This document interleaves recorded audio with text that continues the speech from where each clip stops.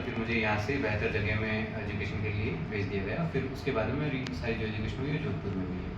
फिर मैं 12th तक फिर दिल्ली पब्लिक स्कूल जोधपुर वहाँ से पढ़ाई करी, और उसके बाद में फिर नेशनल लॉ यूनिवर्सिटी जोधपुर से पढ़ाई करी। वहाँ से मैंने BA LLB करी और LLM करी। NLU में भी आप गोल्ड मेडलिस्ट रहे? NLU में सर मेरी सेकंड रैंक रही थी अपने बैच में, 2017 के बैच में। आप भोपालगढ़ निवासी हैं। भोपालगढ़ क्षेत्र में RJS में पहले व्यक्ति आप चयनित हुए हैं, तो भोपालगढ़ क्षेत्र की जनता के लिए किस तरीके की कोई RJS में व्यवस्था या बच्चों को कुछ शिक्षित करने के लिए, उनको कानून की लॉ की जानकारी देने के लिए आपको क्या रहेगा, किस तरीके बच्चे ये पढ़कर आगे आए?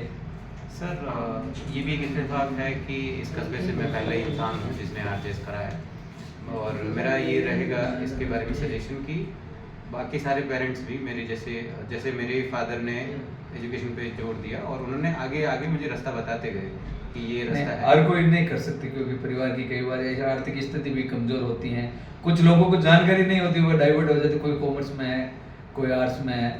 तो सर उसके लिए मैं कहना चाहूँगा कि एक बार हमको ना जो अभी अवेलेबल जो ऑप्शंस हैं, जैसे साइंस हो गया, मैथ्स हो गया, तो इसके बाहर जाके सोचने की ज़रूरत है।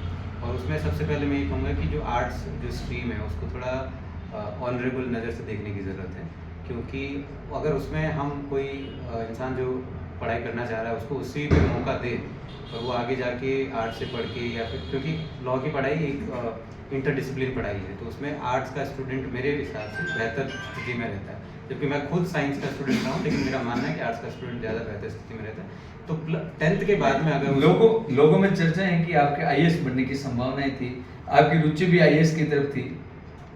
सर ये बात सही है कि मेरी IAS बनने में रुचि थी, और मैंने UPSC सिविल सर्विसेज एग्जामिनेशन में ट्राई भी करा था, बट फिर मेरा उसमें हो नहीं पाया था।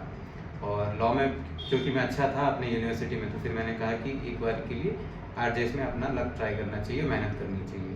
तो फिर मेरा लक मेरे साथ में था और मेरे इस बार अटेम्प्ट में RJS में सिलेक्शन हो गया। आपकी सफलता का श्रेय आप किसको देंगे?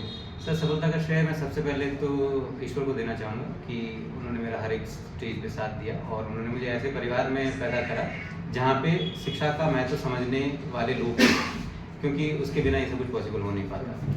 उनके बाद में मेरा सबसे बड़ा श्रेय जो है वो मेरे पेरेंट्स को है कि उन्होंने समझा, भले ही वो खुद नहीं पढ़े हैं बट उसके बावजूद उन्होंने पढ़ाई के महत्व को समझा, और उन्होंने मुझे पूरी फ्रीडम दी पढ़ने के लिए, चाहे मुझे स्ट्रीम जो चूज़ करनी है वो, या फिर मुझे कौन से एग्ज़ाम के लिए पढ़ना है, कितने समय के लिए पढ़ना है, तो सब के लिए मुझे छूट थी, और मुझे साथ ही साथ छूट के साथ साथ डायरेक्शंस उन्होंने दिए, और वही सब कुछ इसमें था। आप नियमित रूप से कितने घंटे पढ़ाई करते? कोई कोचिंग सिस्टम था या घर पे ही पढ़ने का, रूम में पढ़ने का सिस्टम था कि इतने घंटे पढ़कर आपने ये मुकाम हासिल किया, ताकि दूसरे बच्चे भी आपसे कुछ सीख कर अपनी पढ़ाई को आगे रख सके? सर मेरा नियमित जो पढ़ाई का जो शेड्यूल था वो घंटों के हिसाब से नहीं चल रहा था, और मेरे लिए वो चलाना पॉसिबल भी नहीं था, बिकॉज इस दरमियान में हर वक्त किसी न किसी सर्विस में था और कहीं ना कहीं कुछ काम कर रहा था। नहीं, जैसे नागपुर में सुना कि आप सिर्फ रोटी खाने के सिवाय पढ़ने में ही व्यस्त रहते, दूसरा कोई कामकाज ही नहीं, एक मिनट भी अपना टाइम बाहर नहीं खर्च करते थे। हाँ, जो आप जिस समय की बात कर रहे हैं वो मेरे पिछले RJS का समय है जिसका आप जिक्र कर रहे हैं।